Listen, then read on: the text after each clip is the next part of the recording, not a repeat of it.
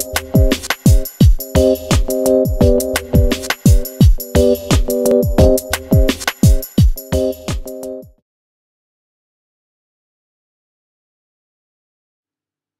guys, this is Gavin Hewitt here from Total Health and Performance. Just wanted to give you a little taster of how I combine rehab training and nutrition to help clients get some awesome results.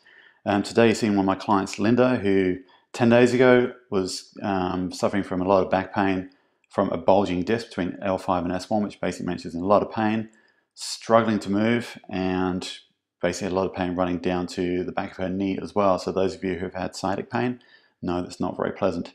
Now Linda is actually prepping for her first powerlifting meet in just over 12 weeks, so we can't really afford for her to be laid up. So after addressing the acute phase of pain by showing her and her husband how to manage it at home, we came into the gym just 7 days later from the day that the back pain first started for her first training session. So here you see Linda basically doing some reverse hypers. What this is going to do is this is actually going to help decompress. You see her laying there with her feet not quite touching the floor as she comes down. This decompresses the L5 S1 area. So basically it's going to centralize the disc between L5 and S1. That's going to help reduce pain and improve movement. She's also actually loading up her lumbar erector, so she's getting some strength at the same time. Here you see her doing some sled dragging or sled pull-throughs.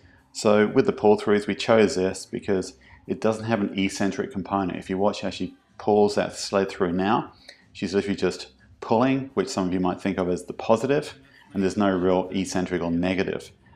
We knew we were going to be deadlifting today, so we didn't want to put too much eccentric loading on her too early in the session.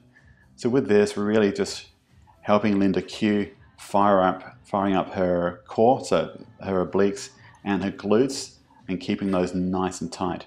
There's a couple of variations on this particular exercise. We've got Linda continuing that pull through of the arms as well, just to give her an additional component to really lock in that core nice and tight.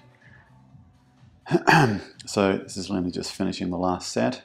Then, in order to make sure we didn't overload the eccentric portion too much more, we actually did some rack sumo pulls. So with Linda's deadlift start, she actually pulls with the sumo style. So we just did some rack pulls just to overload the top end of the movement, just to avoid that painful range.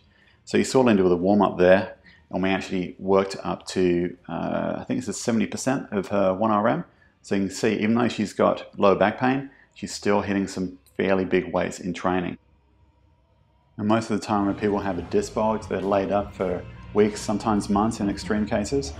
But by taking an intelligent approach and combining the worlds of rehab and performance training together, we're actually able to continue Linda's training program so she stays pretty much on track with where she needs to be, but at the same time actually facilitate healing of the low back pain and actually improve the situation for her. Now, if you've got any questions, please feel free to leave some comments below.